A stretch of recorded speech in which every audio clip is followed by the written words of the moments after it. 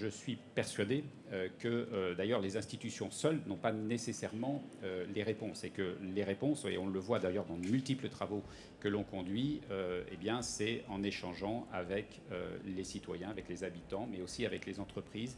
Et on y reviendra, c'est, je dirais, ce questionnement à plusieurs, cette intelligence collective sur le territoire qui nous permet d'arriver à des solutions.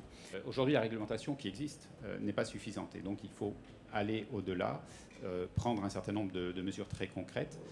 La mesure concrète, c'est évidemment d'éviter donc l'ancrage, notamment pour les très grands navires. Donc aujourd'hui, il est reporté au-delà de la Posidonie, mais pour les petits navires, pour la petite plaisance, c'est d'aller vers un ancrage en dehors des herbiers de Posidonie, sur des écosystèmes qui sont moins sensibles.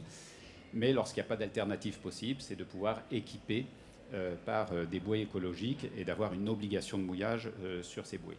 Tous ces aménagements, ces équipements ont un coût. Donc la question qui se pose après aux gestionnaires aussi, c'est finalement comment on va arriver à financer ceci. Et donc notre rencontre a permis de travailler aujourd'hui sur une méthodologie qui permette de labelliser l'ensemble des mesures de protection des herbiers sous-marins, d'ailleurs de façon plus générale au niveau français, et de permettre du coup de bénéficier de financement de compensation carbone au profit de ces équipements. L'idée étant qu'en engageant ces mesures, on vient finalement éviter la destruction de ce puits de carbone. Et donc, on vient remplir une double mission qui est à la fois une mission de conservation de la biodiversité, mais aussi une mission donc, de lutte contre l'effet de serre. Voilà. Et donc